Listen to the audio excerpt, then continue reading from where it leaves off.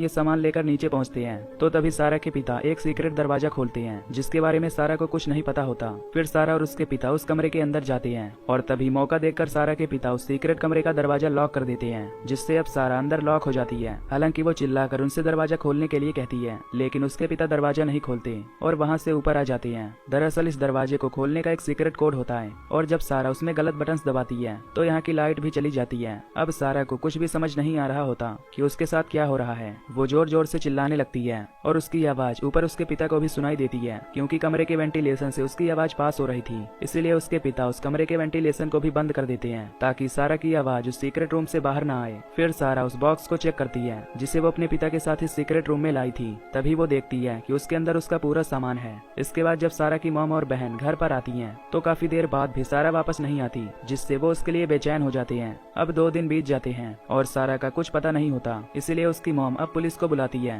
पर पुलिस वाला उससे कहता है कि उन्हें कुछ देर और इंतजार करना चाहिए। दूसरी ओर सारा के पिता सारा के पास नीचे बेसमेंट में जाते हैं, पर सारा को उनकी आहट आ जाती है और वो उन पर अटैक कर देती है और वहाँ से भागने की कोशिश करती है, पर उसके पिता ने बाहर का दरवाजा लॉक कर रखा होता है। अब उसके पिता को काफी गुस्सा आता है और वो सारा को उसी रूम में ले जाता है। तभी वो उसके साथ जबरदस्ती करने लगती है, यानी कि उसका रेप करने लगती है। इस बात से सारा को काफी दुख होता है कि उसके ही पिता उसके साथ ऐसा क्यों कर रहे हैं। अब सारा को इस बेसमेंट में रहते 21 दिन बीत जाते हैं और आज उसका बर्थडे होता है। उसके पिता उसके लिए केक लेकर आते हैं। अब वो सारा को जैसे जैसे करने को कहता है सारा ठीक वैसे ही करती है, क्योंकि उसके पिता ने उससे वादा किया था कि अगर वो उनकी सारी बात मानेगी तो वो उसे इस जगह से निकाल देंगे। अब यहाँ उसका पिता एक बार फिर से उसके साथ जबरदस्ती करता है। इधर सारा की बहन और उसकी मॉम सारा के लिए काफी परेशान होते हैं, लेकिन सारा के पिता कहते हैं कि सारा ने खुद ही कहा था कि वो 18 साल होने के बाद घर छोड़कर अपने दोस्त के पास चली जाएगी। लेकिन कहीं न कहीं सारा की मॉम को पता होता है कि वो कहीं फंस चुकी है, क्योंकि वो ऐसा कभी नहीं करेगी। कुछ दिनों बाद सारा के पिता वहाँ पर उसके लिए एक घड़ी और एक टीवी लेकर आते हैं, क्योंकि सारा ने ये उन्हें लाने के लिए कहा था। तभी हम देखते हैं कि सारा के पास एक फूड कैन होता है जिससे वो एक औजार बनाती है ताकि वो इससे अपने पिता पर अटैक कर सके।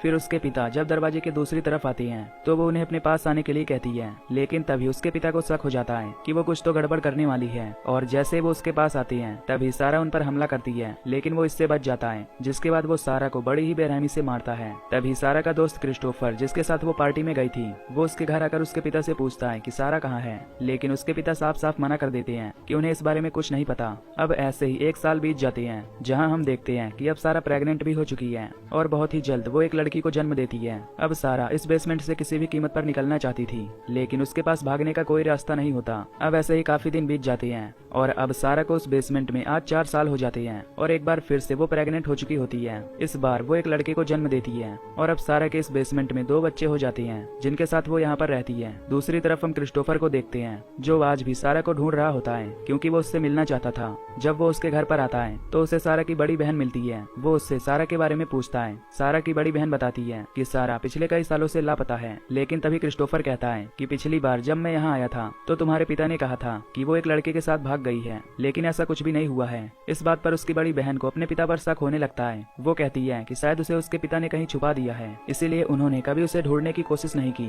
इधर सारा की मॉम और उसके पिता में लड़ाई हो जाती है, क्योंकि उसकी मॉम सारा को ढूंढने के लिए एक प्राइवेट डिटेक्टिव को हायर करना चाहती थी। अब सारा की मॉम नाराज होकर वहाँ से चली जाती है और सारा का पिता भी उसके पीछे जाता है। तभी सारा की बहन देखती है कि उसके पिता की जेब से कुछ चाबियां गिर गई हैं और ये चाबियां उसे सीक्रेट बेसमेंट के दरवाजे की थी। सारा की बहन उन चाबियों को उठाकर नीचे बेसमेंट में जाती है, जहाँ पर बहुत सारा सामान रखा होता है। सारा की बहन ये सब देख ही रही होती है कि तभी उसका पिता यहाँ पर आ जाता है, इसलिए उसे यहाँ से जाना पड़ता है। इधर सारा तीसरी बार भी प्रेग्नेंट हो जाती है और एक बार फिर से वो एक लड़के को जन्म देती है। इसके बाद वो अपने पिता यानी डॉन से कहती है कि वो नहीं चाहती कि उनका बच्चा यहाँ अंधेरे में बड़ा हो, इसलिए तुम इसे बाहर ले जाओ और मॉम को दे देना और वो उन्हें पाल लेंगी। तभी उसके पिता को एक आइडिया आता है। फिर वो बच्चे को बाहर ले जाता है और अपने दरवाजे के बाहर रख देता है। दरअसल उसने सारा से एक नोट लिखवाया होता है, जिसमें सारा ने लिखा था कि ये उसका बच्चा है और उसकी फाइनेंशियल कंडीशन अच्छी नहीं है, इसीलिए वो उस बच्चे को नहीं पाल सकती और तुम इस बच्चे को पाल लेना। सारा की मॉम उस नोट को देखकर उस बच्चे को अपने गले लगा लेती है और उसे पालने का फैसला करती है। तभी उस बच्चे के नीचे एक और नोट होता है जो सारा ने अपनी मॉम के लिए लिखा होता है और उस पर लिखा होता है कि डैड ने मुझे किडनैप करके बेसमेंट बेसमेंट में रखा हुआ है। पर अफसोस उस नोट को उसकी मॉम नहीं देखती, पर वो नोट उसके पिता के हाथ लग जाता है, जिससे उसे बहुत गुस्सा आता है। फिर वो नीचे बेसमेंट में जाता है और एक बार फिर से सारा के साथ जबरदस्ती करता है। अब काफी वक्त और बीत जाता है और अब सारा को इस बेसमेंट में पूरे 14 साल बीत जाते हैं। उसके बच्चे भी अब बड़े हो चुके होते हैं, साथ ही उसकी बड़ी बेटी अब जवान दिखना शुरू हो जाती है और सारा का पिता जो कि एक हैवान होता है, अब उसकी गंदी नजर सारा की बड़ी बेटी पर होती है। सारा उसके इस इरादे को भांप लेती है और वो किसी भी तरह इस बेसमेंट से निकलना चाहती है। एक दिन सारा जब अपने दोनों बच्चों के साथ बैठी होती है, तभी ऊपर से पानी टपकता है जो कि छत से टपक रहा होता है, जिससे सारा को आइडिया आता है और वो समझ जाती है कि वो जगह कच्ची है। वो वहाँ पर छेद करना शुरू कर देती है। इसके बाद जब रात हो जाती है तो सारा उस छेद से लाइट चमकाने लगती है। तभी बाहर एक आदमी की नजर उस पर जाती है, इसलिए वो उनके घर के दरवाजे को नॉक करता है। लेकिन तभी सारा का पिता ही घर से बाहर आता है। वो आदमी उसे बताता है कि तुम्हारे बेसमेंट से कोई लाइट को ब्लिंक कर रहा है। ये सुनकर सारा के पिता को बहुत गुस्सा आता है और वो बेसमेंट में जाता है। वो सारा को बुरी तरह मारता है।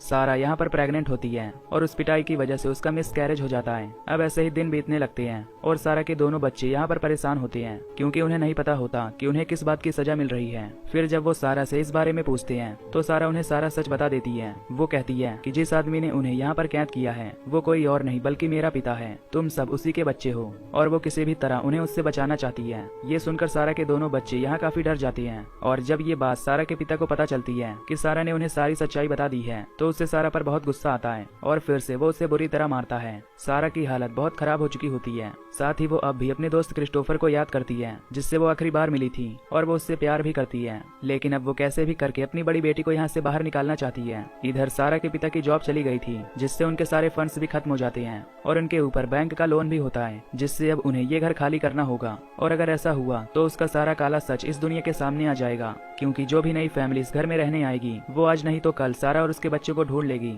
इसीलिए अब वो फैसला करता है कि वो सारा को और उसके बच्चों को बेसमेंट में ही मार देगा। इसके बाद वो अपनी गाड़ी को लाता है और उसके धुएं को उस बेसमेंट में छोड़ने लगता है, ताकि दम घुटने से उन सभी की मौत हो जाए। लेकिन सारा का सबसे छोटा बेटा जो कि यहीं घर पर ही रहता है, वो वहाँ पर आ जाता है, जिससे सारा और उसके बच्चों को मारने का प्लान खराब हो जाता है। अब ऐसे ही समय बीतता है और अब सारा को आज इस बेसमेंट में पूरे 20 साल बीत चुके हैं। 20 सालों से उसने सुबह और शाम कुछ नहीं देखा। तभी एक दिन सारा की बेटी को अस्थमा का अटैक आ जाता है। उसकी तबीयत काफी सीरियस हो जाती है। सारा का पिता भी यहाँ पर आ जाता है। सारा उससे कहती है कि मुझे मेरी बेटी को हॉस्पिटल ले जाने दो, लेकिन वो उससे कहता है कि मैं तुम्हें बाहर नहीं जाने दे सकता। पर जब सारा की बेटी बेहोश होने लगती है तो वो कहता है कि सिर्फ तुम और तुम्हारी बेटी ही मेरे साथ चल सकती हो। वो उसके बेटे को नहीं जाने देगा। फिर सारा अपनी बेटी को उठाकर बेसमेंट से बाहर आ जाती है और आज कई सालों बाद वो अपने घर को देखती है। अब सारा अपनी बेटी को लेकर हॉस्पिटल पहुंच जाती है, जहां पर उनके पास एक डॉक्टर आती है और वो सारा को एक फॉर्म फिल करने के लिए देती है। पर सारा जानबूझकर उस पर पानी गिरा देती है और जब सारा का पिता दूसरा फॉर्म लेने जाता है तो सारा किसी तरह उस डॉक्टर के पास पहुंच जाती है